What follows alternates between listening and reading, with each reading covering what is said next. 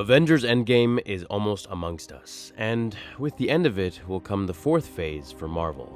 That means that Thanos is not going to be around anymore. And if he is, he's not going to be the big baddie. Well, this video is going to talk about one in particular, and he will be the next supervillain for the Avengers. So we've already had Loki, Ultron, and currently Thanos, but who will take the supervillain mantle next? With the acquisition of Fox, the roster of villains have expanded substantially to some of the biggest and baddest the universe has ever seen. Out of the dozens of possibilities, only two primary villains come to mind: Galactus and Dr. Doom from the Fantastic Four. Now, Dr. Doom was a son of a gypsy born in Latveria. His mom was a witch who sold her soul to a demon in exchange for power. She later died after her powers grew out of control, leaving Doom's gypsy doctor father to raise him. Later on, the king of Latveria summoned Doom's father to cure his wife of cancer. Unable to cure her, they both fled the kingdom. While fleeing, Victor's dad saved him by sacrificing his jacket, killing himself from the cold. In his dying breath, he told Victor to not go down the path of evil. Unfortunately, with his anger rising, Doom found his mom's collection of artifacts and studied sorcery throughout his life, waging war on Latveria with the knowledge that he's gained. Then, later going to college in New York, meeting Reed Richards, leading to the point where Victor becomes Dr. Doom. Doom returns to Latveria to kill the king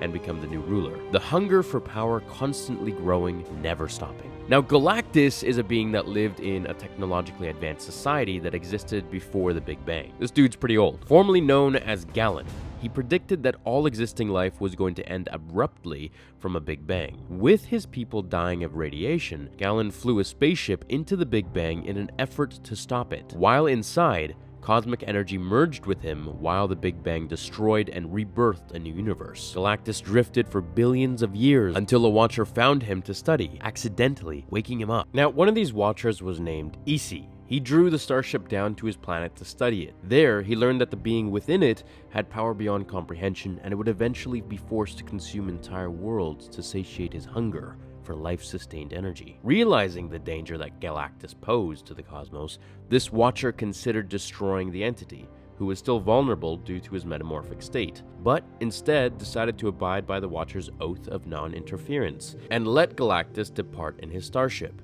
Although over time, the Watcher race has come to understand that Galactus is an intrinsic and necessary component to the natural order of the cosmos, they expressed guilt over their decision those billions of years ago, and they feel partially responsible for the destruction Galactus has caused ever since. Over the following thousands of years, Galactus constructed for himself an immense home.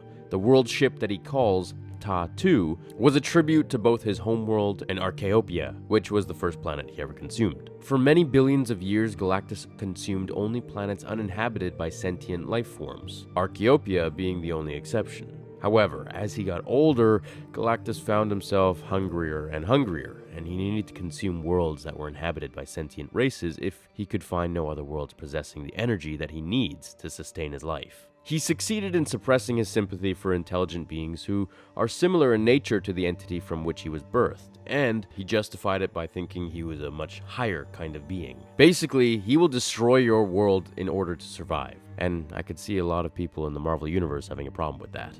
At first, Galactus devoured uninhabited worlds. He turned to inhabited worlds as the time between feeding grew thinner and thinner, thinking himself a god, leading to the Silver Surfer acting as a scout for worlds to devour, eventually reaching Earth. I hope you guys enjoyed this brief backstory on Doom and Galactus.